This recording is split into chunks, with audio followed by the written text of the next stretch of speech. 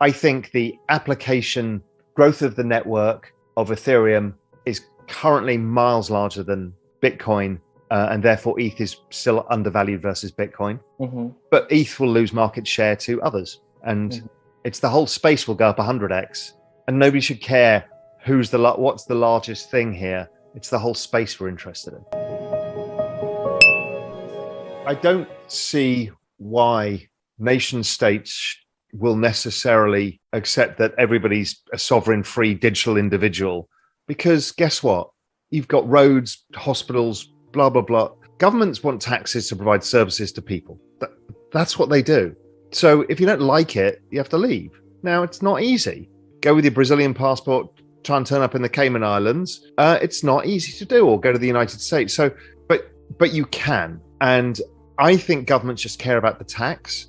And yes, the power of controlling money is important, because we've talked about that. In complex adaptive societies, money is the organizing principle to get everybody to do stuff. It's the incentive. So now we're creating these different forms of money on these other digital sovereign states. They're going to coexist, and they're going to have to learn how to coexist. One is your physical state, and the other is where you live in the metaverse. So you pay taxes in the metaverse too, whether it's ETH gas fees or whatever it is. You still pay taxes. You know, this utopian idea of there's no taxes, are all free, it's bullshit. Everything has a cost in life, and that's real. And so some digital sovereign states like Solana is a cheaper tax system than the Ethereum sovereign state. You know, they're all the same. People apply a lot of kind of fancy principles, but these are all the same. And it's the same with taxes in the UK versus the Cayman Islands. You know, the UK has higher taxes, the Cayman Islands has no direct taxes. So, you know, I think it's a lot of that. I think governments just want to make sure that they get their fair share, particularly if you're working in the digital world, right? Before labor, it was hard to move labor. You know, you work in a factory in Brazil, then you had to find a job in a factory in Argentina. You need to learn Spanish. You know, that's hard. In this world, none of that exists. You can continue doing whatever digital stuff you do from wherever anywhere, you are. from wherever you are. It's amazing. I also like the idea is maybe countries adopt taxation systems that are different over time that's more applicable. So the taxation system here in the Cayman Islands is there's no capital gains tax, no inheritance tax, no property tax, no income tax, nothing.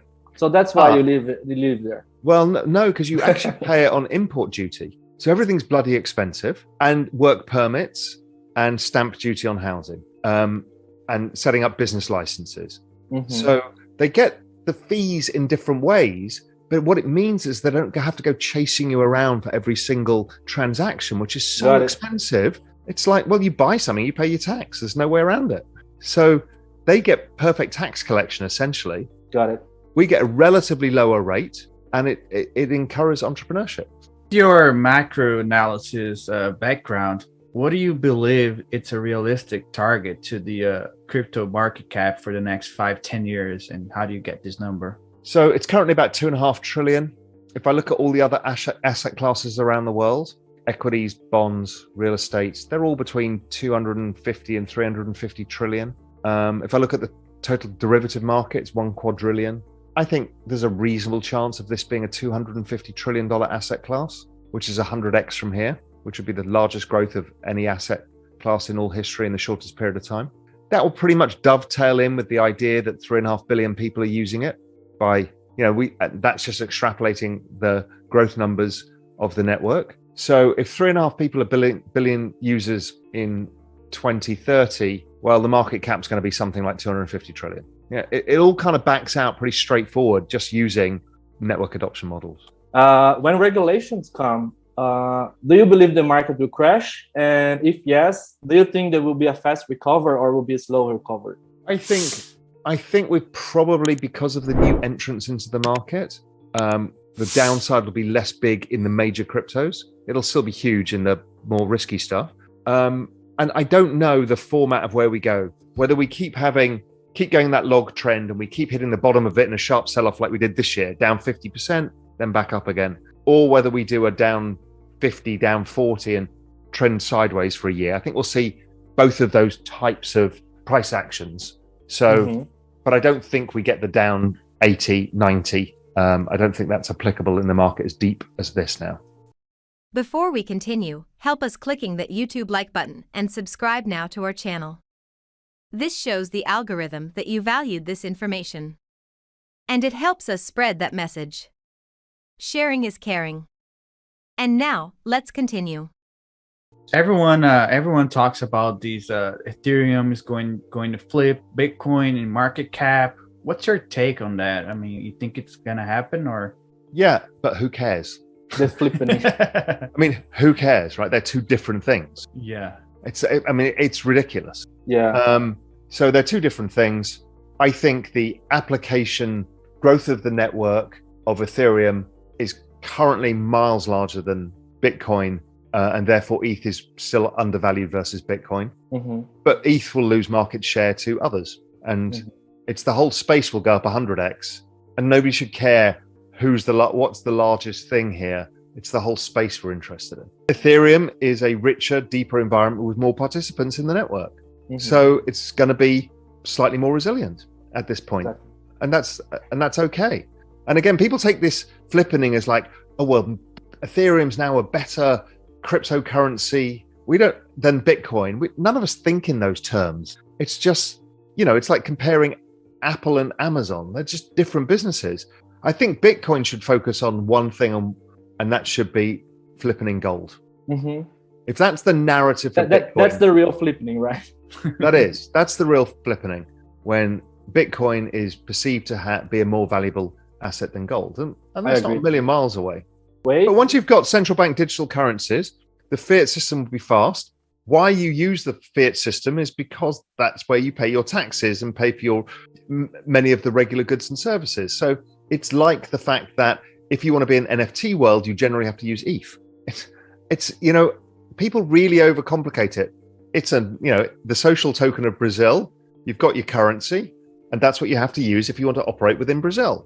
Now, we're going into an interoperable world, so you can buy stuff with ETH within Brazil if you wanted to, but your general larger interactions are with the domestic currency. It's no different in this whole Web3 world. There's just more currencies. Right. You get a choice.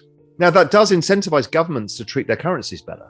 Do you think that finally USA will have the spot ETF in 2022?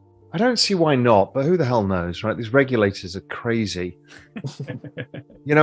How can you possibly say you're trying to look after consumers and then you put them into a futures contract? Right? If you think about this, right? If the average investor in the US went to buy the Bitcoin futures contract, they would not be allowed, because you need to understand the risks you're taking. Mm-hmm. But you put that into an ETF and suddenly you can do it because, you can't take the leverage. But it's not just about leverage. It's because futures contracts are not necessarily tied to the underlying at all times. So we're already seeing a massive underperformance of the Bitcoin futures ETF. So you're screwing over consumers because you think you're saving them. Now, a spot vehicle with no leverage is clearly a better vehicle once you've got the right custody mechanism in place. That's it. It's crazy. I don't buy that. And I don't buy it because they regulate the derivative markets. And they're immensely complicated. And the credit markets and all of this stuff, they just don't want to do it because they see it as a threat. And they've got a bunch of banks and intermediaries telling them, we don't want this. Mm-hmm. Because if you do the futures contract, you're actually spreading money around to the whole industry, because the banks can arbitrage it, the hedge funds arbitrage it, you've got futures clearing agents, settlement, all of this stuff is money back to the incumbents. But if you own Bitcoin physically, there's very few people in the middle for the ETF. And this is, I just don't believe they're doing it out of the purity of their own motives. And I don't believe they can't get their heads around it, because they've got their heads around some very, very complicated things. Do you want to know one thing about crypto? I made over 3,000% in profit in a few weeks. Fact is, the traditional financial system, the traditional money system makes you poor, not rich. If you want to earn $500,000, $1 million, you have to wait until you're 50, 60, 70 in the traditional financial system, and you probably will still be broke. And you will be old. This is not a sexy combination, as you can imagine. But the question is, how can you start in crypto and make these profits? Where to invest? Where to start? My name is Gunnar and I'm from Germany, as you can hear, and things are a little bit different in Germany. More about that later on. Fact is, there are lots of different cryptocurrencies. It's a gigantic universe where beginners and professionals get easily lost. But there is light at the end of the tunnel. There are 7 key steps you need to follow to become successful in this market. You have to know them, and if you fail one of them, it's literally impossible to succeed in this market. Just an example, one of the key points is your exchange, and one of the biggest are, for example, Binance and Coinbase. These are trusted and well-established exchanges, but, and this is a big but, you won't find the super profitable coins on those exchanges. The unknown super profitable coins that get gigantic profits are not traded on those kind of exchanges. They are traded on much smaller insider platforms that are barely known. And I can tell you what those super secret exchanges are and why they are so profitable. And another super important thing are the right information sources. The point is, the internet is gigantic. There are hundreds and hundreds of YouTube channels, blogs, pages, and much more. And there are also market makers and influencers. For example, Elon Musk, he is not a crypto guy, but the moment he recommended Dogecoin, it went through the roof, to the moon, so to say. But why did he recommend it? Where did he hear it from? He didn't hear it from newspapers. And believe me, he is listening to someone. But you have to know who, and you have to react before he is reacting.